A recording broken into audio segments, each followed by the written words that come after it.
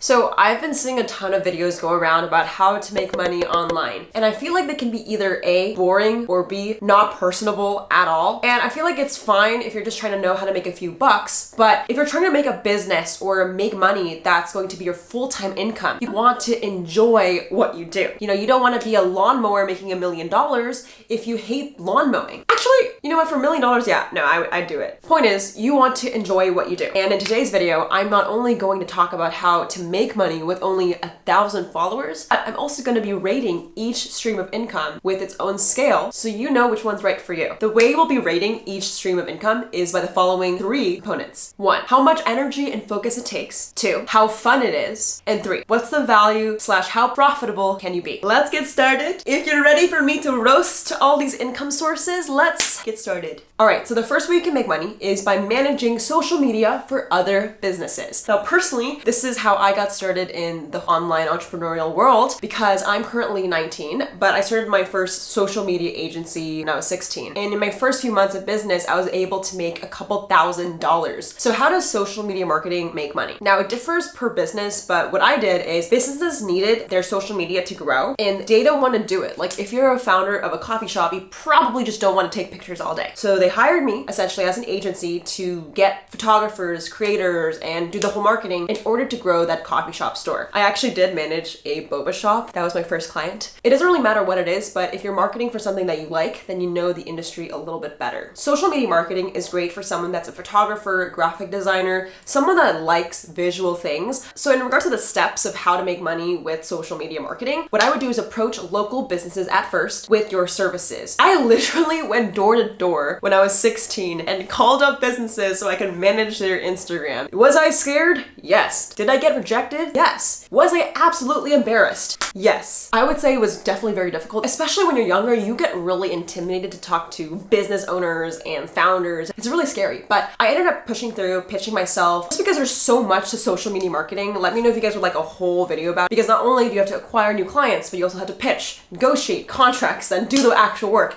then implement and report. So this is where my personal thoughts come in. On a scale of 1 to 10, this definitely takes a 10 out of 10 for energy. My God, will you come out of this exercise feeling really, really raw, because people will rip you apart. Social media marketing is very people-oriented. Essentially, you'll be talking to people, and if you don't like this, it's not for you. It takes a lot of energy and you might get rejected. Now, for fun, I give social media marketing a 7 out of 10. It's definitely super fun, and you're able just to create content, make Instagram feeds, and if you enjoy those things, that's even better. It can get a little routine-oriented because social media marketing is kind of the same thing every day, but I do think the work itself is really fun. It just can get very repetitive pretty soon. Now, for value, I think social media marketing is definitely a 8 out of 10. You can make a lot of money with having an agency. I definitely think there's like the people with Lamborghinis on YouTube have a social media marketing agency, right? So like it's very evident that you can make 6 figures or 7 figures by helping brands with social media. The only thing that I have to say about it is you have to understand that if you're trying to build a sustainable business, you will need to build a team. So I give it an 8 out of 10 because you still have expenses as an agency. Not that much really to get started with, but in order to scale and grow it, you might have to pay people, employees, and contractors. So just wanted to be honest with you guys. Overall, I think it's a great experience if you like visual things. All right, the second way you can make money is number 2, real estate photography. Now, the reason why I added this to the mix is I personally got myself kind of into this earlier this year. I wasn't super successful with it, but that's why I wanted to talk about it. So what this is essentially you just take photos for real estate agents, property managers, basically take pictures of houses so they can market it to their listings. You can make a lot of money from this. I will get into that in a little bit, but basically this is great for someone who has a little bit more knowledge in photography and hates working with people. If you like social media because you like visual stuff, but you hate people, this is really good for you. You deliver drone shots or a certain angle of the house, and as long as you deliver it and it looks good, you're not going to have so much negotiating with that. There's still a lot of talking to agents, but there's less of it than talking to businesses. So if you'd like to take photos for real estate agents, this is what you can expect. Personally for me, I emailed agents in my hometown, Portland. I basically said, hey, I manage a few photographers. This is some of our work. Let me know you're interested for us to shoot your next property or listing. I charged each set around $500 to $1,000. I personally didn't take the photos. I managed people who took the photos. If you're wondering why I did this, I'm extremely experimental and I start random businesses because I'm bored all the time. But long story short, I did that earlier this year and it definitely worked. Real estate agents replied and they approve budgets of sometimes more than $1,000. And to answer your question, how much money can you make from this? A lot. If you're charging anywhere from $1,000 per shoot and you're shooting every weekend, you could easily be making up to $10,000 a month. $10,000 a month, man, pretty good, pretty good. So in regards to my personal thoughts, I would give this a 6 out of 10 in regards to focus and energy. It is a lot of on-site shooting. You have to travel quite a bit. Like for the most part, I just think there's less expectation from the client because as long as you deliver the photos of the house, then you have a bit more leeway versus social media marketing. If you literally don't portray the brand in that angle, the voice and all those things, it's a little bit more hectic. So that's why I give it a 6 out of 10 in regards to amount of focus and energy you'll need. I would give this a 4 out of 10 in regards to how fun it is. You definitely get to travel, but it's pretty repetitive. It's extremely routine oriented. You kind of shoot the same things, but it allows you to have financial freedom, which I give this specific industry a 9 out of 10 for value. You can make a lot of money from it. It's pretty profitable because you don't need a ton of people to help you if you are a photographer yourself and you have the equipment. You should have equipment already. That's one thing to know, but you'll easily make it back if you're doing enough outreach and you get your clients. So that's what I did for the beginning of this year. I don't do it anymore because again, I got really bored. But if you like photography, but you don't like talking to people, this might be for you.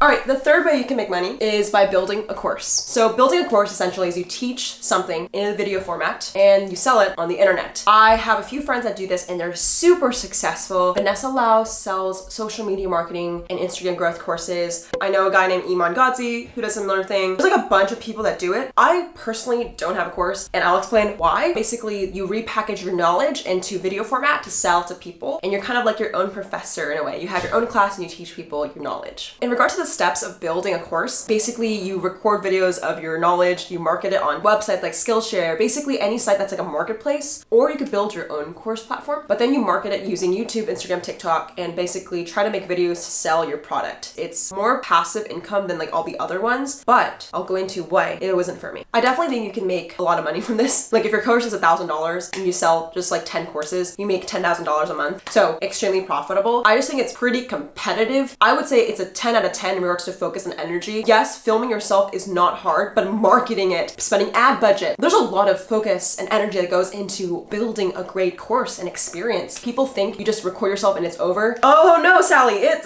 takes a lot of sweat, blood, and tears. I think it's blood, sweat, and tears, but you get the point. I would give this a 7 out of 10 for being fun. I think it's really fun if you like talking. If you don't like talking, this might be absolutely horrific.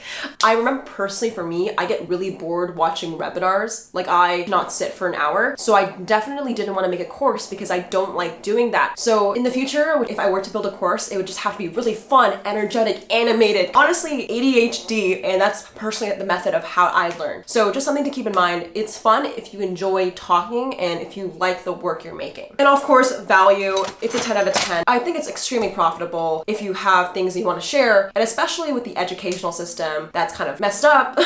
If you're providing people an affordable way to learn rather than going to school. All right, let's talk about number 4, Etsy. So if you sell a product and you have a little bit of a crafty mindset, this is for you. I started out my first business ever, like when I was 9, I believe it was selling keychains, or I forgot if it was the Well, one of my first businesses ever was when I was 9 years old and I made clay keychains out of polymer clay and I sold it on Etsy, eBay, and everywhere. So I definitely think that if you're someone that loves crafts and knickknacks, you don't mind sitting at a table just making random things or importing things and then exporting them to sell on your website, I think this business is for you. If you're trying to sell a product, what I would do is create something that you love, start there. Like you don't want to sell something that you don't like because then you don't know how to market it as well. So right after you have the idea of the product, you want to build a website, I recommend Shopify. Anywhere really works, but I recommend them. And if you would like, you can just market it on YouTube, TikTok, and Instagram, which I'm thinking to develop more about how to do that step by step. Let me know if you guys would like to see a more in-depth more about how to market e-commerce store, since I had experience with that. But long story short, you have the product, you build a site, you market it. That cycle is kind of the game. Now I know I skimmed over a lot of details, but like I said, let me know if you like a whole video about that. So personally for me, I literally had an e-commerce store called Simply Kawaii. I sold squishy buns and clay keychains. It was very unprofitable. I just enjoyed it so much. I really didn't care about the money. Like I made $5,000 when I was like 9 years old, but I also spent like $5,000 to do it. It's less profitable, but it's really fun. So here's my personal thoughts. I definitely think building an Etsy or e-commerce store will take a lot of energy. I will give this a 9 out of 10 in regards to required focus, but I give this a 10 out of 10 in regards to how fun it is. Man, like I really wish I still had my e-commerce store because it was just so fun making polymer keychains. Like look here.